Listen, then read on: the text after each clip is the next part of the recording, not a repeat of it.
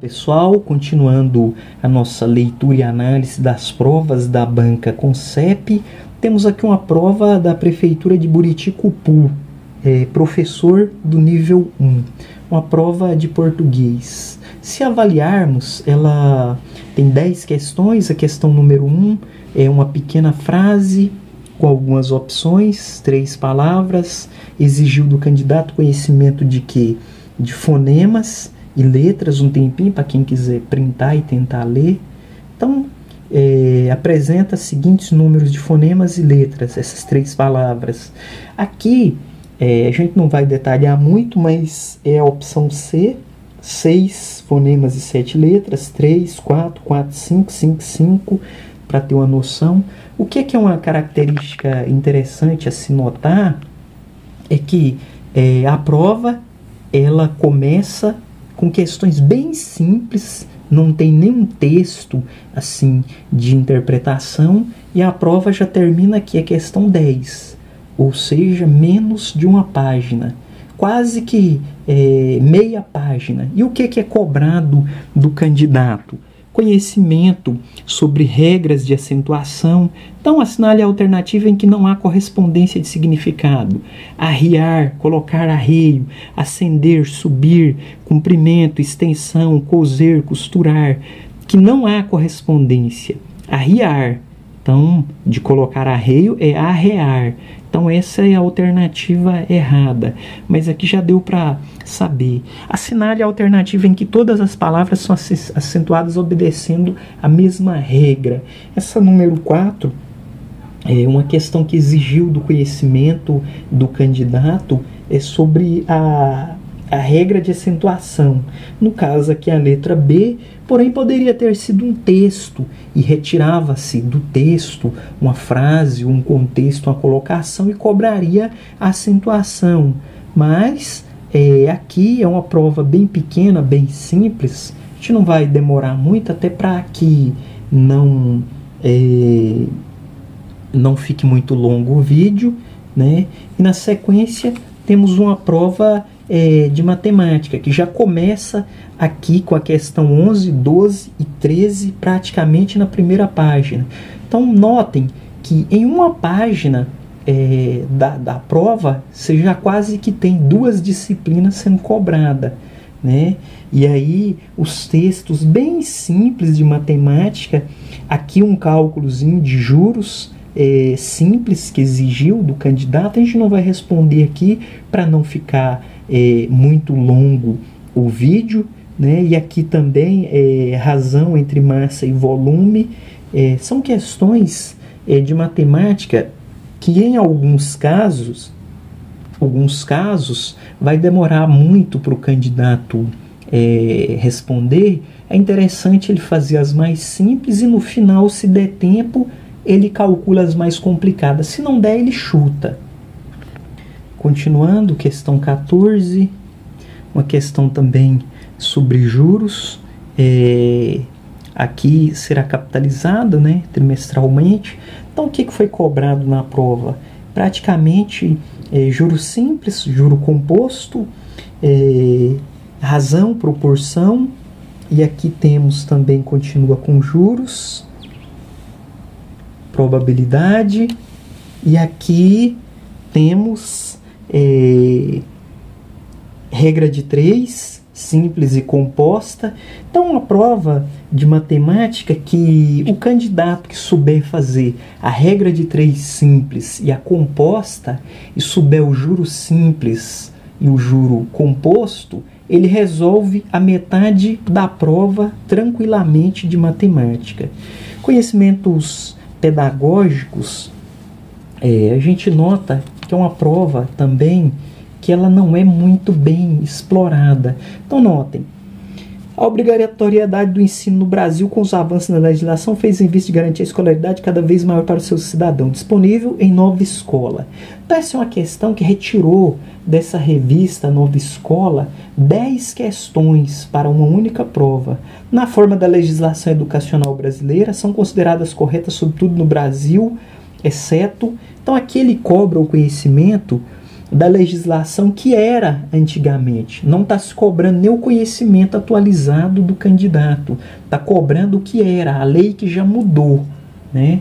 Temos aqui as alternativas. O tempo de duração da escolaridade no ano 2009 foi promulgada a emenda constitucional. Então veja, quando retirou-se da revista Nova Escola um trechinho e assim, cobrando a legislação do candidato que já mudou, como era no passado, como era a lei antiga.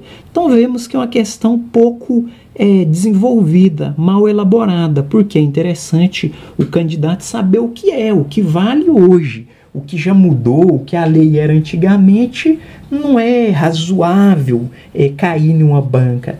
Novamente, revista Nova Escola, né? Ainda há quem veja com reservas a ampliação do ensino fundamental, e aí são consideradas corretas sobre a lei 11.274/2006, exceto. Então, o que cobrou? O candidato tem que saber de cor o que está escrito nessa lei, ou seja, cobrou dele a decoração, né? Não, poderia ser uma questão melhor desenvolvida. Olha, a lei verifica, trata sobre a ampliação do ensino, a característica tal e tal. Quais dessas características seriam melhor aproveitadas como políticas públicas? Então, uma questão que exigiu do candidato decorar e saber a letra da lei.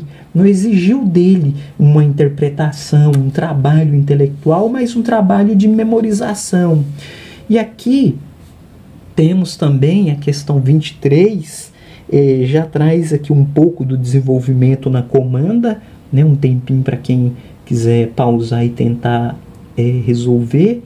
A resposta aqui, a correta, a letra B, né? Enfim, John Dewey. Então, ele aqui fala da contribuição do processo voltado à valorização da criança, o respeito, tal. Então, a alternativa é a B, porém não trabalhou. Esse é um dos grandes pedagogos do Brasil. Tem aqui Ovidio de Crowley, Maria Montessori, Skinner. Não se trabalhou a pedagogia do autor, não se explorou a sua obra na íntegra, né? E aqui novamente retirado da revista Nova Escola, um textinho especial, Paulo Freire, são considerados corretos, exceto. Então veja que não se pega nem a obra de Paulo Freire, simplesmente faz um pequeno enunciado, digamos assim, não foi bem contextualizado, não foi bem desenvolvido, e faz uma pergunta bem simples. Essa questão número 24, a alternativa correta é a letra A. Então, explora aí um pouco da concepção do ser humano histórico inacabado de Paulo Freire, porém não cita nenhuma de suas obras. Tirou um trechinho da revista Nova Escola. Questão número 25, também retirada da Nova Escola, revista Nova Escola. E aí a gente vê que essa é uma prova, a questão 27, também retirada da revista Nova Escola. Então a gente vê que prova mal explorada, mal descontextualizada e mal elaborada.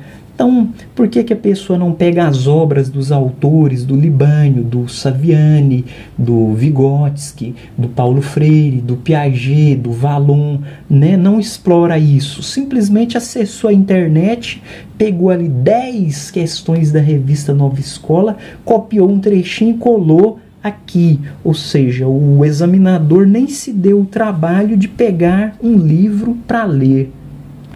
E aqui, novamente, revista Nova Escola, novamente. Então, o que a gente vê? São questões, assim, de média complexidade, né? E que a gente vê que quem elaborou fez 10 questões, todas retiradas de internet, né? O famoso Ctrl+C, Ctrl+V. Questões assim, pouco exploradas e pouco desenvolvidas. Novamente, questão 32, retirada da revista Nova Escola. Questão 33, também retirada da revista Nova Escola. Questão 34, retirada também da revista Nova Escola. Aí temos aqui a prova de conhecimentos regionais, uma prova também pouco explorada, mal elaborada, descontextualizada.